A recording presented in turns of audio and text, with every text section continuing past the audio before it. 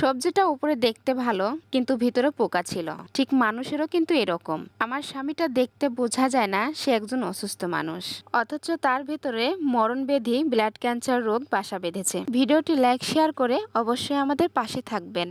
আসসালামু আলাইকুম বন্ধুরা, সবাই কেমন আছেন? আশা করছি সকলে অনেক ভালো আছেন। আলহামদুলিল্লাহ, আমিও ভালো আছি। অনেক দিন ধরে বৃষ্টি হচ্ছে, তো হঠাৎ শাক ভর্তা খেতে মন চাইলো। বাড়ির পাশ থেকে মৌলবী কচুর শাক তুলে নিয়ে আসলাম। অনেক দেশের মানুষই বলে দুধ কচুর শাক, তবে আমাদের দেশের মানুষ বলে মৌলবী কচুর শাক। শাকগুলো তুলে নিয়ে এসে বাইসে ভালো করে পরিষ্কার করে ধুয়ে নিলাম। আর এই শাকটা ভাতে সিদ্ধ করব।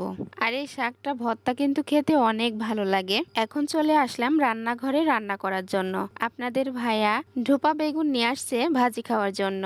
আর যেহেতু খেতে চেয়েছে, সেই রান্নাটা তো আমাকে করতেই হবে। এমনি তো যে কোনো জিনিস যদি খেতে চাই আর সেই জিনিসটা যদি আমার ঘরে থাকে, তাহলে সেই রান্নাটা আমি করে খাওয়াই, কখনো আলসেমো করি না। এমনি তো তার পছন্দের খাবারটা রান্না করতে আমার অনেক ভালো লাগে, কারণ সেই পছন্দের খাবারটা যখন তার সামনে দিই তখন সে অনেক খুশি হয়। আর তার খুশিতে মনের ভিতর অন্যরকম একটি শান্তি লাগে। আপনাদের ভাইয়া বেগুন কিনে নিয়ে আসছে।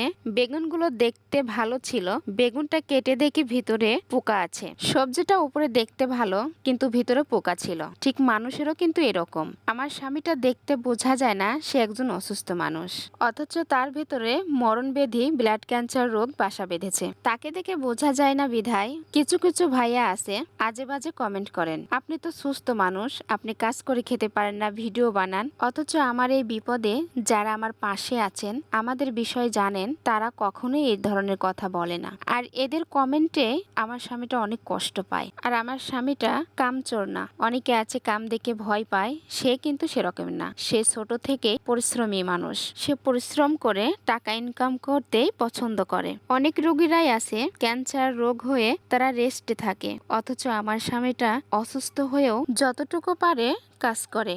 যখন বেশি অসুস্থ হয়ে যায় তখন সে আর কাজ করতে পারে না, তবুও কাজ করার জন্য চেষ্টা করে। আলু বেগুন লম্বা লম্বা করে কেটে নিয়েছি ভাজি করার জন্য। আর এই বেগুনটা অন্যরকম করে কিন্তু ভাজি করা যায়, যেভাবে গরুর ভুঁড়ি রান্না করার জন্য আলু যেভাবে কাটে সেইভাবে কেটেই কিন্তু ভাজি করা যায়। লম্বা করে ভাজি করার থেকে ভুঁড়ি কাটার মতো ছোট ছোট করে কেটে ভাজি করলে কিন্তু অনেক ভালো লাগে। আর এই ভাজিটা আমি তেলের উপরে দিয়েই ভাজি করে নিয়েছি, কিন্তু ওইভাবে ভাজি করলে আগে সিদ্ধ করে নিতে হবে।